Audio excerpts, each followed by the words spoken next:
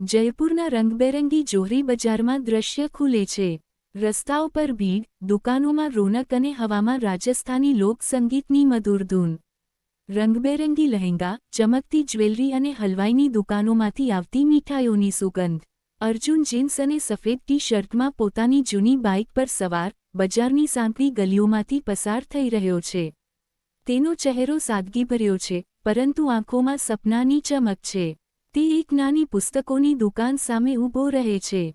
Bike park કરે છે અને અંદર જાય છે.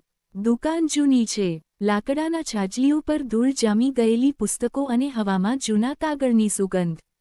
અર્જુન પુસ્તકોની વચ્ચે ખોવાયેલો છે. તે એક પુસ્તક, રાજસ્થાનનો ઇતિહાસ, ઉઠાવે છે અને પાના પલટાવવા લાગે છે. અર્જુન જયપુરની ગલીઓ કેટલી જાદુઈ છે.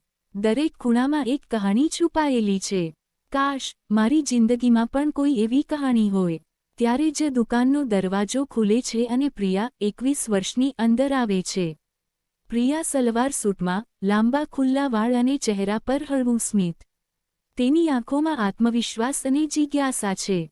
તે દુકાનદાર, એક વૃદ્ધ વ્યક્તિ સાથે વાત કરે છે. પ્રિયા, અંકલજી, રાજસ્થાનની લોકકથાઓવાળી કિતાબ છે તમારી પાસે? કોલેજના અસાઇનમેન્ટ માટે જોઈએ છે. દુકાનદાર, હા બેટી, ઉપરના શેલ્ફ પર છે. લઈ લે. પ્રિયા પુસ્તક લેવાની કોશિશ કરે છે, પણ તેની ઊંચાઈ ઓછી પડે છે. તે ઊંચકાઈને કોશિશ કરે છે. અર્જુન તેને જુએ છે, હળવું સ્મિત કરે છે અને આગળ વધે છે. અર્જુન, એક્સક્યુઝ મી, હું મદદ કરું? પ્રિયા, હા પ્લીઝ, હું થોડી શોર્ટ છું. અર્જુન પુસ્તક કાઢીને તેને આપે છે. તેમની આંગળીઓ હળવેકથી સ્પર્શે છે. પ્રિયાનું સ્મિત અને અર્જુનની નજરો એક પળ માટે મળે છે. અર્જુનનું દિલ ઝડપથી ધબકે છે. અર્જુન, આ કિતાબ સારી છે. રાજસ્થાનની વાર્તાઓ, પ્રેમ, દગો, બધું જ છે. પ્રિયા, તમારું નામ? અર્જુન, અર્જુન. જયપુર યુનિવર્સિટીમાં ભણું છું. તમે? પ્રિયા, હું પણ ત્યાં જ, આર્ટ્સ ડિપાર્ટમેન્ટ. તેઓ થોડીવાર વાત કરે છે. પ્રિયાના હાસ્યમાં એક અજીબ માસૂમિયત છે, જે અર્જુનને ગમી જાય છે. પ્રિયા પુસ્તક લઈને પૈસા આપે છે અને દુકાનમાંથી નીકળી જાય છે. અર્જુન તેને જતા જોતો રહે છે. તેની આંખોમાં એક અણકહ્યું સપનું જન્મે છે. અર્જુન, શું વાત છે? આ છોકરી કંઈક અલગ છે. યુનિવર્સિટીનો વિશાળ કેમ્પસ, જૂની હવેલી જેવી ઇમારતો અને લીલાછમ લોન. વિદ્યાર્થીઓ અહીં તહીં વિખરાયેલા છે, કોઈ પુસ્તકો લઈને તો કોઈ મિત્રો સાથે હસતા બોલતા. અર્જુન પોતાના મિત્ર રાહુલ સાથે કેન્ટીન તરફ જઈ રહ્યો છે. રાહુલ, શું વાત છે અર્જુન? આજે કંઈક વધારે જ ખોવાયેલો છે. કોઈ નવી કિતાબ મળી કે શું? અર્જુન, કિતાબ તો મળી, પણ તેનાથી પણ સુંદર કંઈક બીજું મળ્યું. રાહુલ, અરે, કહે તો ખરો, કોણ છે તે? Arjun, Priya, arts department. કાલે બજારમાં મળી. બસ થોડી મિનિટોની વાત થઈ, પણ સમજાતું નથી કેમ એવું લાગે છે કે તે ખાસ છે. રાહુલ હસવા લાગે છે અને અર્જુનની મજાક ઉડાવે છે. ત્યારે જ પ્રિયા સામેથી પોતાની મિત્રો સાથે આવે છે. અર્જુનની નજર તેના પર પડે છે. પ્રિયા હસી રહી છે, તેના વાળ હવામાં લહેરાઈ રહ્યા છે. અર્જુન તેને જોતો જ રહી જાય છે. રાહુલ, બસ, સમજી ગયો. તું તો ગયો ભાઈ. અર્જુન સ્મિત સાથે, કદાચ. રાતનો સમય છે. અર્જુનનું ઘર સાધારણ છે, જૂની દિવાલો, કેટલાક ફોટો ફ્રેમ્સ અને એક નાનકડો આંગણ. તે પોતાના રૂમમાં બેઠો છે, લેપટોપ પર કંઈક ટાઈપ કરી રહ્યો છે. તેની માતા સુશીલા ચા લઈને આવે છે. સુશીલા, અર્જુન, આટલી રાત સુધી શું વાંચે છે? કંઈક ખાઈ લે બેટા. અર્જુન, બસમાં, એક કહાણી લખી રહ્યો છું. સુશીલા, હંમેશા પુસ્તકો અને કહાણીઓમાં ખોવાયેલો રહે છે. કોઈ છોકરી બોકરી શોધી લે, હવે મોટો થઈ ગયો છે. અર્જુન, માં, હજી તો સપના જોવાની ઉંમર છે, લગ્નની વાત પછી. પણ અર્જુનની આંખોમાં પ્રિયાની તસવીર ઘૂમી રહી છે. તે લેપટોપ બંધ કરે છે અને બારી પાસે ઊભો રહે છે. બહાર જયપુરની રાત ચાંદનીથી નહાયેલી છે. અર્જુન પોતાની જાતને, પ્રિયા, તને શું ખબર, તું મારા માટે કેટલી ખાસ બની ચૂકી છે. દિવસનો સમય. અર્જુન લાઇબ્રેરીમાં પુસ્તકો જોઈ રહ્યો છે. તે જાણી જોઈને આર્ટ્સ સેક્શનમાં જાય છે, કદાચ પ્રિયા મળી જાય. અને ખરેખર, પ્રિયા ત્યાં એક જાડી કિતાબ વાંચી રહી છે. અર્જુન હિંમત ભેગી કરીને તેની પાસે જાય છે. અર્જુન, હાય પ્રિયા, ફરીથી પુસ્તકોમાં ખોવાયેલી?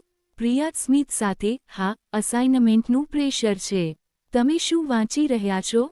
અર્જુન, બસ, કેટલીક વાર્તાઓ. મને લખવું ગમે છે. પ્રિયા, વાહ, રાઇટર છો. કંઈક સંભળાવો ને. અર્જુન થોડો ખચકાય છે, પણ પછી પોતાની એક નાની વાર્તા પ્રિયાને સંભળાવે છે. આ એક રાજસ્થાની રાજકુમાર અને તેની પ્રેમિકાની કહાણી છે, જે એકતરફી પ્રેમમાં ડૂબેલો રહે છે. પ્રિયા ધ્યાનથી સાંભળે છે. પ્રિયા, કમાલની વાર્તા છે. તમારે તો પુસ્તક છપાવવું જોઈએ. અર્જુન, સપનું તો છે, પણ સપના પૂરા થવામાં સમય લાગે છે. બંને હસે છે. પ્રિયાને એક ફોન કોલ આવે છે અને તે ઉતાવળમાં જતી રહે છે. અર્જુન તેને જતાં જોતો રહે છે. તેનું દિલ ફરીથી ધક ધક કરે છે. સાંજનો સમય. અર્જુન અને રાહુલ હવા મહેલ પાસે બેઠા છે. સૂરજ ઢળી રહ્યો છે અને ગુલાબી શહેર પોતાની પૂરી સુંદરતામાં નહાયેલું છે. રાહુલ, અર્જુન, તું ખરેખર પ્રિયા પાછળ પાગલ થઈ ગયો છે. જા, તેની સાથે વાત કર. અર્જુન, શું વાત કરું? તે તો મને માત્ર દોસ્ત સમજે છે. રાહુલ, તો દોસ્તીથી શરૂઆત કર.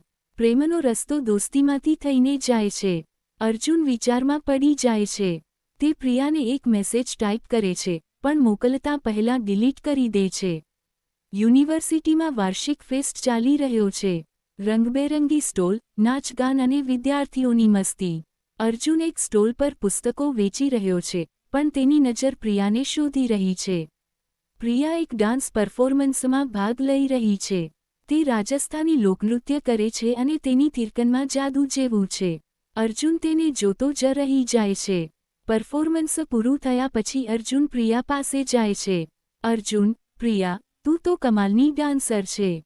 પ્રિયા, થેન્ક્સ અર્જુન. બસ, એમ જ શીખી લીધું. તમે કંઈ કરો છો ફેસ્ટમાં?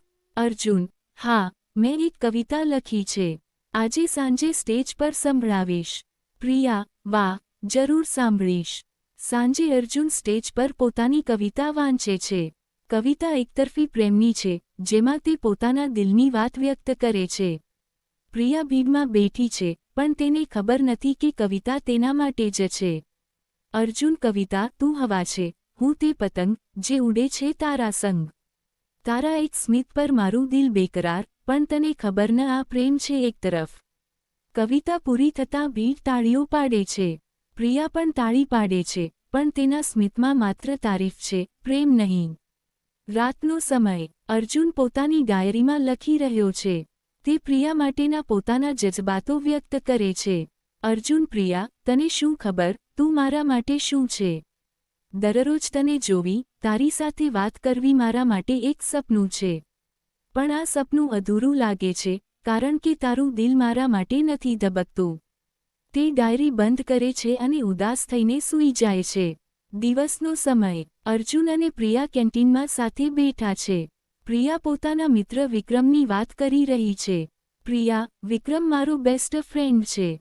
તે હંમેશા મારી મદદ કરે છે. અર્જુનનો ચહેરો થોડો ઉદાસ થઈ જાય છે. તેને લાગે છે કે કદાચ પ્રિયાને વિક્રમ પસંદ છે. અર્જુન, વિક્રમ, તે સારો છોકરો છે. તમે લોકો બહુ નજીક છો, નહીં? પ્રિયા, હા, તે મારો ભાઈ જેવો છે. અર્જુનને થોડી રાહત મળે છે, પણ તે પોતાની ફિલિંગ્સ વ્યક્ત કરવાની હિંમત કરી શકતો નથી. કોલેજની એક ટ્રીપ આમેર કિલ્લા પર છે. અર્જુન અને પ્રિયા એક ગ્રુપમાં છે. કિલ્લાની સીડીઓ ચડતી વખતે પ્રિયાનો પગ લપસે છે અને અર્જુન તેને સંભાળી લે છે. પ્રિયા, ઉફ, થેન્ક્સ અર્જુન. તમે ન હોત તો હું પડી જાત. અર્જુન હસતા હસતા, કોઈ વાંધો નહીં.